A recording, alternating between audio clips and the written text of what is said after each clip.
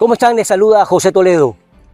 La comunidad quichua Indichuris es una de las 7 comunidades indígenas de la provincia de Pastaza, donde estamos transmitiendo aquí en vivo.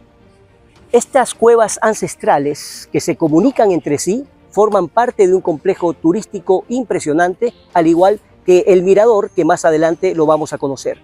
Mañana aquí, en esta zona, se va a realizar una convención internacional de periodistas y también de comunicación política que hemos venido a cubrir.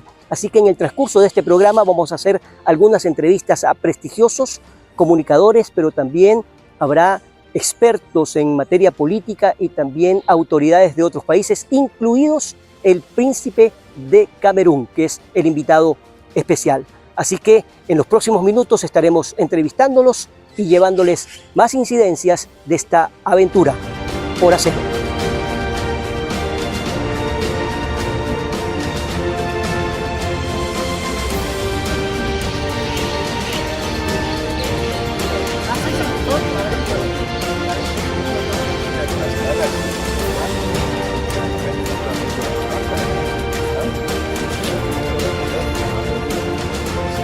Bien, continuamos con más de Hora Cero desde la provincia de Pastaza en esta comunidad quichua extraordinaria. Y esta vez con un invitado muy especial. Se trata del doctor Jean-Louis Vigna, que es príncipe bantú de Camerún, exiliado en México, quien también estuvo como candidato a Premio Nobel de la Paz y está difundiendo justamente su mensaje por todo el mundo y ahora está en Ecuador.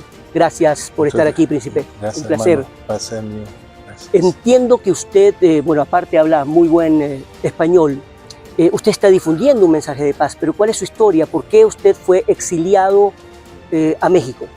Sí, es que a los años 90, después de la caída del muro de Berlín, surgió la democracia en el mundo. Y también en Camerún, el gobierno decretó esa democracia. Tenemos un presidente en Camerún que tiene más de 50 años de poder. Entonces, en 2008, el señor cambió otra vez la constitución para tomar otros 5 años de poder. Entonces, en ese momento, yo como secretario general del Partido de Nuevo Camerún, que es un partido que luchaba por un cambio, por reformar un Camerún nuevo con las nuevas ideas, con las nuevas maneras de pensar. Tuvimos persecución, porque hicimos la manifestación durante 6 meses. Bloqueamos todo Camerún. La acción se llamaba Ciudad Muerta, País Muertos. Todos los días, todas las empresas estaban cerrando de fuerza.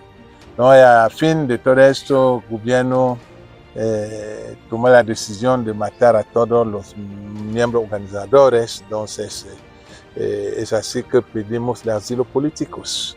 Pero nunca pensé que debía llegar a México, porque cuando pedimos el asilo políticos a 5 países de Europa, que nos aceptaron: Francia, Estados Unidos, Canadá, Alemania y Inglaterra, todos esos 5 países nos aceptaron el asilo políticos.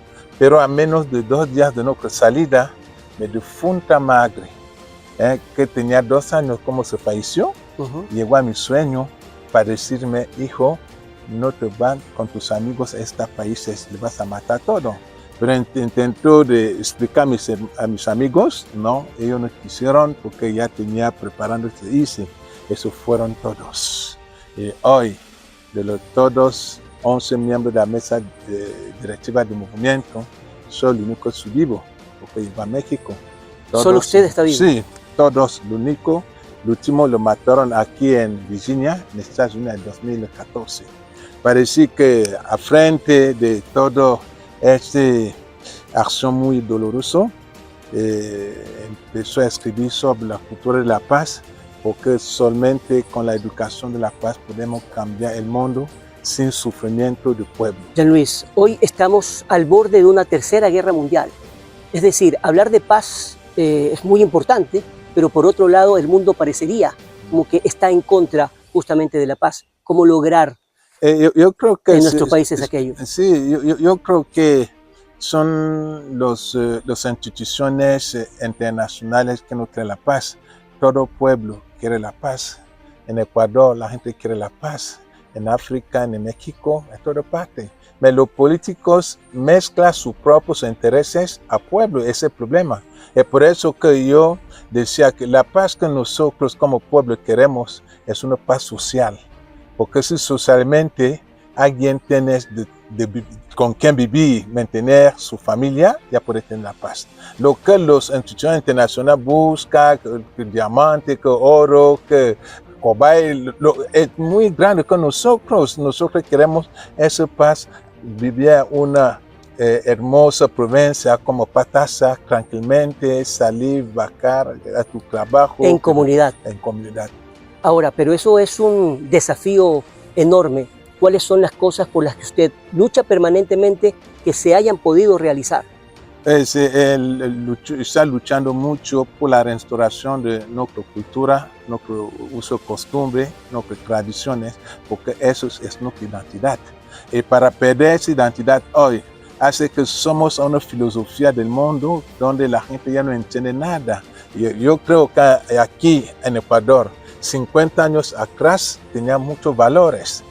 El matrimonio tenía un papel muy importante, la mujer sabía su lugar a la sociedad, pero hoy ya se cambió por modernismo, ya no sabemos si caminamos con la cabeza abajo, el pie arriba, ya, y todo eso afecta a la educación. Y por eso que siempre me recuerdo de Nelson Mandela, que decía que con la educación podemos parar toda la violencia del mundo, porque cuando la gente son educadas, tienes principio, tiene respeto y tiene valores. Y siempre dice a la gente que muchos intelectuales no son educadas porque la gente a veces confunde de ser un intelectual de ser una persona educada. Son dos cosas muy diferentes.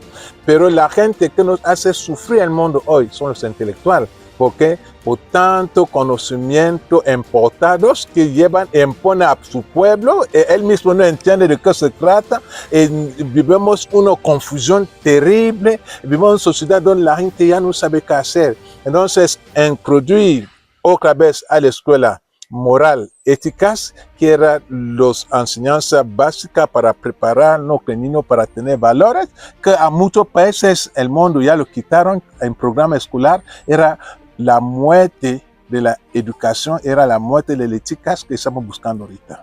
El doctor Jean-Louis Vigna con su mensaje potente, muy fuerte, con un español remordido, pero muy claro en sus ideas para difundirlas por todo el mundo. Muchísimas gracias por estar con nosotros y también por su tiempo de venir acá. Muy amable. Gracias y bienvenido. Bien, continuamos con más en Hora Cero.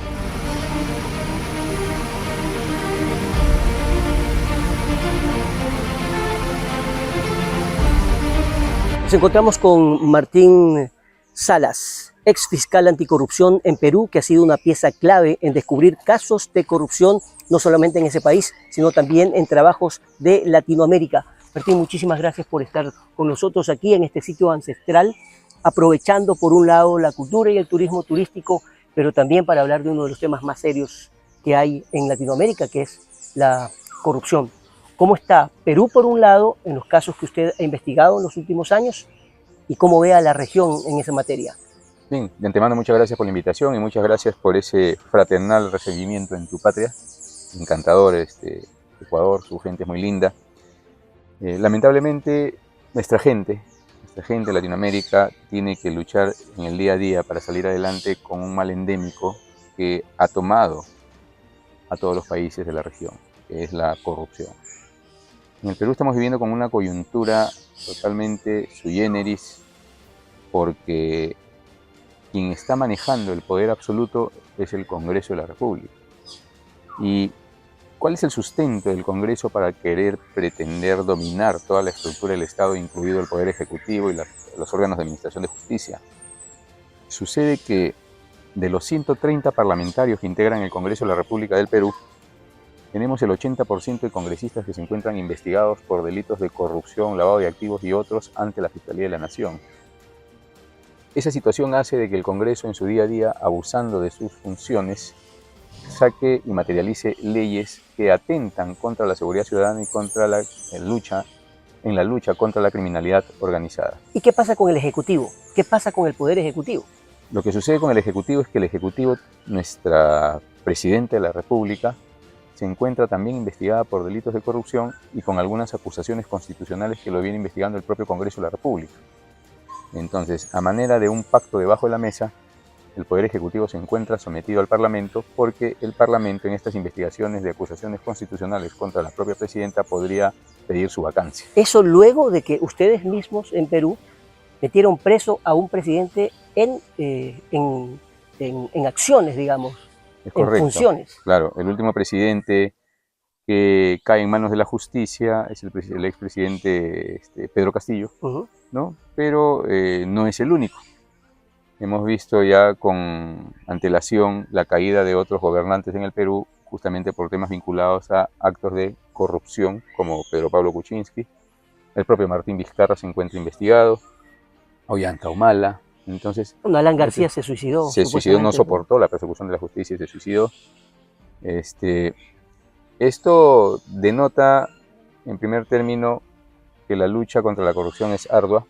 Estamos sumergidos, yo me atrevería a decir, en toda Latinoamérica, en una subcultura de corrupción, donde lamentablemente nuestros pueblos tan golpeados, muchas veces eligen a aquel que roba, pero hace obra, ¿no? Y esa es parte de esta subcultura donde nos hemos vuelto totalmente tolerantes a la corrupción, ¿no? Bueno, también nos ha golpeado, por supuesto, y muy duro a Ecuador, y esto en medio de una crisis política, social, económica y también de inseguridad, ahora también con problemas energéticos. ¿Cómo lograr que la población se abstraiga de estos problemas y continúe? Porque, por ejemplo, en Perú, pese a la crisis política que ha tenido los últimos 30 años, sin embargo, la economía se ha mantenido y la inversión extranjera continúa. Mira, es correcto, ¿no? Mucho tiene que ver con el sinceramiento de la administración de justicia. Si uno aplica el control de poderes que consagra tanto la Constitución Política del Ecuador como la Constitución Política del Perú, vamos a ver que la participación de la administración de justicia es preponderante para poder ejercer este control de poderes. Si tenemos un poder ejecutivo totalmente confabulado con el poder legislativo, tiene que haber alguien que los controle. Y es ahí donde entran los órganos de administración de justicia. En ese contexto de participación de la administración de justicia es donde se sacan las evidencias de quiénes son los buenos y malos gobernantes. Independientemente de ello, el pueblo peruano, si bien es testigo de esta lucha contra la corrupción, lo que hace en su día a día es sacrificar sus tiempos y su entrega para poder seguir materializando sus actividades económicas. ¿Y cómo cambiar esa situación, Martín? Usted ha investigado cuántos casos de corrupción, pero algo se tiene que sacar como para que la propia población entienda que no todo puede ser igual y que al contrario hay mucha gente que quiere seguir haciendo las cosas bien para sacar adelante sus proyectos, sus empresas y por supuesto su familia. Mira, en definitiva, y esto no existe en ningún país de Latinoamérica, se necesita políticas de prevención de corrupción. Muchos de los países, dentro de ellos el Perú, ¿no?, vienen luchando contra la corrupción, pero no materializan políticas de prevención, vale decir, atacar a la corrupción antes de que aparezca, ¿no? Hemos visto casos de corrupción transnacional como el de Odebrecht, que involucran a Ecuador, involucran a Perú, a Brasil, incluso hasta el África ha llegado el tema de Odebrecht, ¿no?, corrupción transnacional. Sin embargo, no se ha hecho un trabajo del por qué nace este tipo de corrupción y por qué ahora la corrupción nacional se convierte en transnacional. Yo creo que el trabajo de prevención de corrupción que tiene que hacer cada uno de nuestros países cuando adopte sinceramente estas políticas, tiene que materializarse en tres tiempos: en un tiempo inmediato, en un tiempo de mediano plazo y a largo plazo. Y vamos a hablar de un tiempo inmediato, podríamos inmersar ahí el sinceramiento en la lucha contra la corrupción, que es lo que está ocurriendo en el Perú. La persecución por la justicia contra el corrupto, sin importar el poder que ostente, caiga quien caiga. Por eso es que hemos logrado encarcelar a presidentes de la República, ya algunos condenados con sentencias totalmente consentidas ante la justicia, y en paralelo reestructurar el sistema educativo. Tenemos que trabajar con las bases.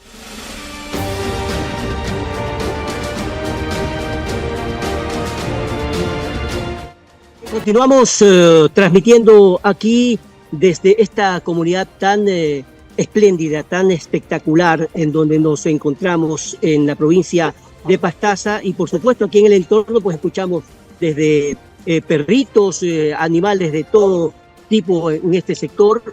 Hay muchísimo turismo, y aquí atrás en estas cuevas que les acabamos de mencionar, se hacen los rituales que son muy importantes y de los cuales les vamos a hablar. Por ejemplo, Indi Churis, donde estamos, significa hijos del sol, y por ello todas las representaciones con respecto al sol aquí en estas cuevas. Aquí, por ejemplo, se hacen las ceremonias o rituales de la ayahuasca, que viene muchísima gente del exterior, muchísimos europeos inclusive, a realizarse este ritual, que consiste en beberla en ayunas dentro de estas cuevas con un chamán. Esto no lo puede practicar cualquier persona, según lo que nos dicen, y tiene propiedades curativas y también alucinógenas. Así que esta es una de las zonas en donde se practica justamente estos rituales. Desde aquí estamos transmitiendo, y como les habíamos mencionado hace algunos instantes,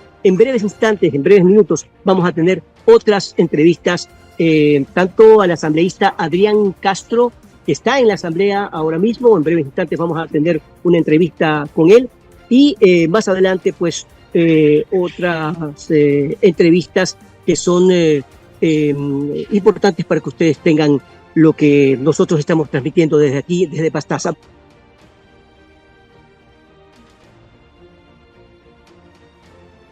Bien, continuamos con más de Hora Cero, y ya está conectada vía Zoom. Aquí mismo en esta provincia está con nosotros Patricia Gualinga. Ella es defensora de los derechos humanos y por supuesto también de los derechos de la tierra, proveniente del pueblo quichua de Sarayaku, en la Amazonía ecuatoriana, donde estamos aquí. Seguramente mañana en la transmisión en vivo también vamos a estar con ella en su ponencia en esta Convención Internacional de Comunicación Política. Así que ya está con nosotros Patricia. Patricia, qué gusto saludarle, muchísimas gracias por su tiempo. Sé que está un poco afectada con la garganta, pero muchas gracias por estar con nosotros aquí en Hora Cero. Le saluda José Toledo. Buenas tardes, muchísimas gracias por la invitación. Es indiscutible que, bueno, usted ha luchado contra todas las violaciones y el caos que ha ocasionado a la naturaleza, sobre todo la explotación petrolera por un lado y también las actividades extractivas. ¿Qué se ha podido conseguir y cómo lograr equilibrar entre esa lucha y las necesidades que también tiene el Ecuador por las regalías que dan esos sectores como el petrolero, por ejemplo? Pienso que estamos en un momento clave de nuestra existencia como humanidad, como país, y creo que la lucha de pueblos como el al que pertenezco, el pueblo de Sarayaku, han dado ese aliento, esa esperanza de que puede haber posibilidad de resistirse. Sarayaku es conocido como un símbolo de resistencia de los pueblos indígenas a hacer respetar la dignidad, el derecho y sobre todo defender la naturaleza. A la pregunta de cómo se puede equilibrar entre las necesidades país o la necesidad de la sociedad global con la protección de la naturaleza, yo diría primeramente que ahora en este contexto hay una discusión fuerte de que la naturaleza es la que realmente mantiene el equilibrio del planeta. Y basándose desde ese punto de vista, tiene que buscarse alternativas. Alternativas que no estén basadas solamente en combustibles fósiles, en violación de derechos humanos, en depredación de la naturaleza, en contaminación, sino alternativas que realmente respeten los derechos, respeten la naturaleza y puedan generar un uso sostenible de todo lo que pueda utilizar el ser humano o la sociedad globalizada en este contexto. Ahora, para que eso no quede solamente en un contexto y que pueda ser palpable, para que todos respeten y sean respetados, hay que construir políticas públicas, hay que acercarse a las autoridades de turno, etcétera. Usted inclusive fue testigo en el 2012 ante la Corte Interamericana de Derechos Humanos de un caso histórico presentado justamente en el 2002 sobre los impactos de la explotación petrolera. Esas relaciones a las que yo me refiero con las autoridades, ¿cómo marchan? ¿Cómo ha trabajado, por ejemplo, con el gobierno actual? Mire, nosotros primero ganamos una sentencia en el 2012 y a raíz de ese cumplimiento hemos tenido que estar en contacto para que se cumpla una sentencia que es de obligatoriedad absoluta para cualquier gobierno que venga. Entonces, cualquier gobierno que ha venido, nosotros le hemos hecho acuerdo que hay cosas inconclusas de la sentencia, como por ejemplo una adecuada consulta libre previa informada, una ley de consulta que todavía no existe. Sé que hay proyectos de ley, pero que no solo aparezca la ley, sino que tenga una participación efectiva de los pueblos indígenas y de pueblos como Saraya. En nuestro territorio todavía tenemos 1,5 toneladas de explosivos sembrados. Eso tiene que retirarse o tiene que solucionarse ese problema. No hay todavía una solución. Acabamos de ganar un dictamen de la Corte Constitucional por incumplimiento de la sentencia y en ese contexto hemos buscado formas de acercarnos y de que se dé cumplimiento. Nosotros, los pueblos como Sarayaku, exigimos derechos. No es que luchamos por luchar o nos oponemos por cuestiones, sino toda nuestra lucha se basa en el marco del respeto a los derechos humanos y a los derechos de la naturaleza y los derechos colectivos. Y en ese contexto, bajo el respeto mutuo, en igualdad de condiciones si es posible, dejando a un lado todos nuestros esquemas mentales de racismo, siempre hemos buscado la posibilidad de conversar para cumplir la sentencia o de conversar también con ministros o gente responsable para ver cómo podemos solucionar ciertos otros aspectos sociales que atañen a la comunidad y al quehacer nacional. También, Ahora, si están yendo mal, exigimos que se cumpla y se respete y hemos sido en eso muy claros. Ahora bien, es importante decirle qué nomás ha hecho usted, porque su currículum es realmente muy amplio y qué importante también decirles, amigos televidentes de Hora Cero, que usted ha sido invitada por el propio Papa Francisco después de que usted escribió el libro Para niños con la cabeza en alto y ha sido invitada por el Papa Francisco como observadora del Sínodo Amazónico y actualmente es vicepresidenta de la Conferencia Eclesial de la Amazonía. ¿Qué trabajos realizan en conjunto con el Vaticano y en esta importante zona del país? Mire, cuando uno se pone a defender derechos, uno no sabe cuál es el camino que va a seguir. Solo sabe que tiene que hacer lo correcto y eso es lo que yo hice. Y eso me ha llevado a muchos caminos, sobre todo a generar incidencia en varios espacios. Uno es el espacio de la Iglesia Católica. Nosotros somos católicos aunque mantenemos nuestra tradición y todo lo demás. Es decir, somos católicos a nuestra manera. Y siempre pensé que la espiritualidad va de la mano con los procesos de lucha. Y que la Iglesia Católica, que es en su mayoría está en Latinoamérica, podría acompañar estos procesos. Y eso es lo que le dije al Papa. O sea, ¿dónde estaban cuando Sarayaku estaba luchando, más o menos? ¿Dónde estaban cuando estaban violentando nuestros derechos? Tienen que empezar a ver el rostro de Cristo en la Amazonía. Si de verdad vamos a ir, tienen que saber que San Francisco fue un ecologista que protegía los derechos de la naturaleza. Pues en ese contexto hemos estado conversando, fue una experiencia muy interesante. Hablamos de desinversión de todo lo que pueda tener inversiones de la Iglesia Católica en industrias extractivas. Y he sido puesta como vicepresidenta, una de las vicepresidentas de la Conferencia Eclesial de la Amazonía. ¿Qué implica esto?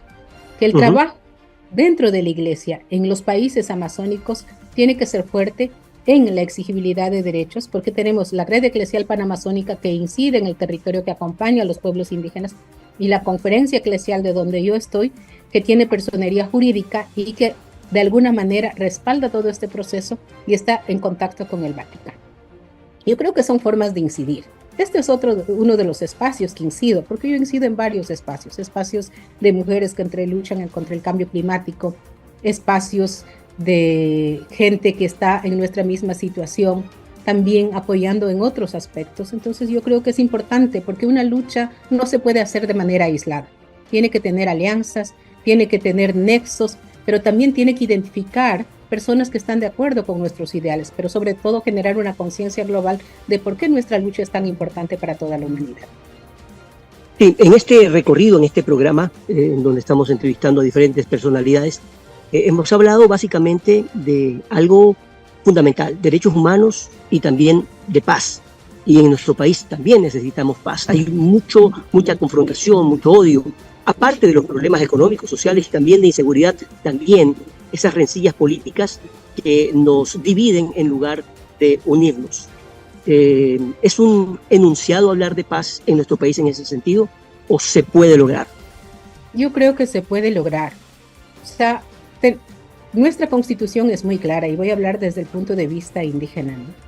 El Estado ecuatoriano es un Estado plurinacional, multicultural y es biodiverso. Y entre las diferencias podemos lograr algo muy bonito. No hemos podido conectar estas diferencias. Y siempre cada uno hablamos desde nuestras propias formas y obviamente podemos tener razón, pero yo creo que tiene que haber un punto intermedio que se pueda lograr un bienestar para todo el país. Y ese punto intermedio es conocerse. Yo pienso que no nos conocemos. No nos conocemos entre los diferentes de cierta forma, porque en realidad somos todos seres humanos. No nos escuchamos, no nos sentamos a hablar. O mucha gente piensa que a veces hay sesgos de lado y lado. Los indígenas que detestan porque el capitalismo, el neoliberalismo o los ricos nos explotaron, y los otros que piensan que los indígenas no tenemos capacidad. Y entonces, entre estas polarizaciones, no hemos podido lograr algo que realmente pueda ser beneficioso para el país. Si podemos dejar nuestros egoísmos un poquito afuera y poder generar una construcción propia, yo creo que podríamos haber avanzado muchísimo. Lastimosamente, no todos pensamos de igual manera, pero yo siempre soy una persona optimista y creo que siempre se puede conversar, por lo menos encontrar puntos comunes para empezar a ver cuáles son los puntos que nos conectan y empezar a caminar hacia adelante. Perfecto, muchísimas gracias entonces a Patricia Hualinga, defensora de los derechos humanos, por hablarnos de estos temas que son vitales para nuestro país, para la democracia y por supuesto para la defensa en general de los derechos, porque además ese mensaje que proyectamos hacia el mundo implica también que este es un país que puede acoger a la gente y hoy más que nunca necesitamos el apoyo de muchos extranjeros que deberían venir muchísimo más a conocer este maravilloso país y sobre todo esta zona extraordinaria que es la Amazonía. Muchas gracias por su tiempo, Patricia. Muchísimas gracias. Muy amable, perfecto. Vamos a un corte y continuamos con la parte final de Hora Cero desde la provincia de Pastaza.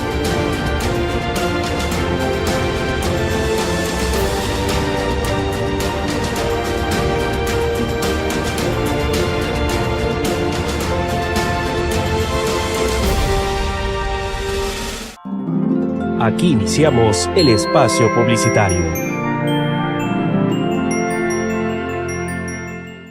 Todos los ecuatorianos estamos en busca de una solución al problema de la inseguridad. Y para eso, aquí, en este programa, conoceremos a profundidad lo que plantea cada candidato a la presidencia de la República del Ecuador 2025 para garantizar la seguridad en el país de manera integral. Porque los ciudadanos exigen estar bien informados. Soy John Garecoa y estoy aquí para presentarles el programa Los Presidenciables y la Seguridad de cara a las elecciones 2025. Todos los domingos a las 21 horas por el canal TV Digital.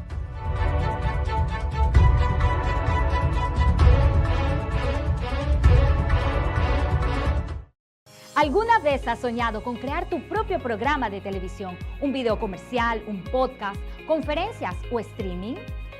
En Canal TV Digital hacemos que esas ideas se hagan realidad. Aquí solo trabajamos con lo mejor, equipamiento de última generación para asegurar la más alta calidad en cada producción, de noticias, farándula o deporte, un escenario de entrevistas, un espacio para producciones más creativas. Tenemos todo lo que necesitas. Alquilar nuestro estudio es fácil. Elige la fecha y el espacio que necesitas y listo. Tu visión está a solo unos clics de distancia. ¿Listo para dar vida a tus ideas? Contáctanos hoy mismo.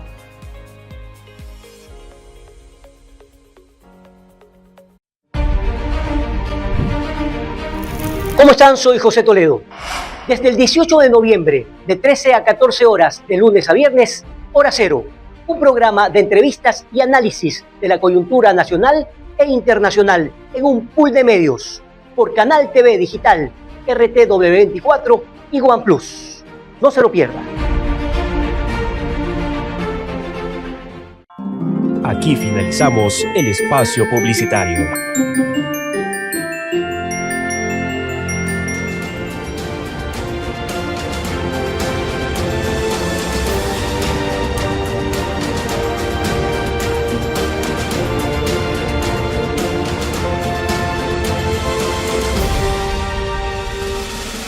Bien, continuamos con más de Hora Cero. Ahora vamos con el asambleísta Adrián Castro, que está justamente en la asamblea. Él es asambleísta por ADN y ahora mismo se está discutiendo esta ola de denuncias con respecto al lavado de dinero.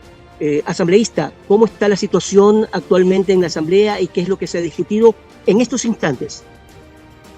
Hola José, qué gusto saludarle a usted, a todos los amigos que nos están escuchando, nos están viendo desde sus casas, sus oficinas a estas horas. Bueno, sin duda que la investigación que realizaron varios periodistas en este país hace algunos días con la colaboración de algunos, entre otros actores, tanto políticos, juristas y demás del país, nos permitimos pues revelar que definitivamente el tema de la contratación pública durante los últimos años ha venido trayendo consecuencias graves como los que reportaban justamente en el análisis investigativo. Y entre otras cosas, la preocupación mayor es que ciertos grupos delictivos durante los últimos tiempos han encontrado la forma astutamente para entrar en algunos municipios y otras instituciones del país, claro, ganando contratos millonarios a causa de la falta de control por parte de los concejales, digo yo, ¿no? Porque quienes fiscalizan los actos del Ejecutivo dentro de los cantones son los concejales, en los actos, en cambio, de las administraciones anteriores del Ejecutivo, los asambleístas, pero en buena hora que este momento se haya revelado aquello, porque el CERCOP también tiene que afinar ajustar algunas situaciones dentro del propio sistema, su normativa, la capacitación y demás, para evitar que los grupos narcodelictivos encuentren ahora la manera de hacer blanqueo o lavado de activos a través de la contratación pública en el país, durante los años anteriores, por supuesto. Ahora, indiscutiblemente esa es una tarea y un proceso enorme de investigación. ¿En qué etapa está y cuáles son los siguientes pasos que se van a discutir en la Asamblea? Bueno, en este momento, básicamente lo que tienen que hacer, digo, las autoridades que han sido sobre todo nombradas dentro de esos procesos, es insertar, si es que tienen buena fe, evidentemente, y si es que no están dentro del chanchullo de los contratos corruptos que han suscrito con los representantes o miembros de GDOs en este país, es algo absolutamente vergonzoso, es poner las denuncias inmediatamente en la Fiscalía y en la Contraloría General del Estado.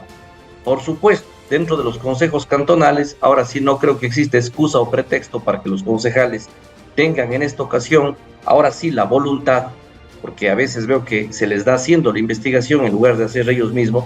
No quiero, además, José, de ninguna manera generalizar. Hay concejales que sí hacen su trabajo, por supuesto, pero una inmensa mayoría no lo están haciendo. Se jactan de únicamente asistir a eventos en donde les invitan los alcaldes, las alcaldesas, cortar la cinta, tomarse la foto, y eso sí, para no hacer nada más. Y eso está mal.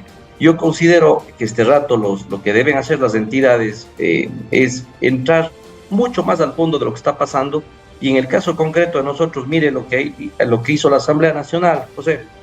Se hizo una importantísima reforma en la Ley de Contratación Pública, en donde dentro del CERCOP ahora se inserta un organismo de control de lavado de activos, los temas de los blanqueos, el tema de narcoterrorismo, el tema del uso indebido de los fondos del Estado y demás. Funciona con la UAFE, con el SRI. Hay que ponerle agilidad para que el CERCOP cree inmediatamente este organismo que está dentro de la reforma.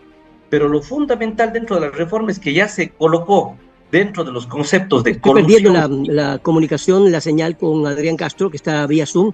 No sé si me confirman, si lo tenemos al aire. Ok, les manifestaba. La colusión y la vinculación son dos efectos dentro de la contratación pública, dos definiciones que hoy están mucho más amplias, José. Hoy la vinculación y la colusión habla ya no de los oferentes, sino también de los proformantes. ¿Y a dónde voy con esto? Que el meollo de la corrupción inicia cuando se prepara el proyecto, en la fase preparatoria, en donde ingresan aparentemente 3 proformas, pero de las 3 proformas se engaña a la administración pública. Bien, tenemos que concluir el programa, estamos con algunos problemas de señal, lamentablemente por los problemas de energía en todo el país. Aquí en Pastaza también estamos afectados, pero esperamos tener mañana un programa en vivo con esta Convención Internacional de Comunicación Política. Gracias a nuestros invitados por haber estado con nosotros y continuamos con el seguimiento de estos temas. Hasta el día de mañana, soy José Toledo.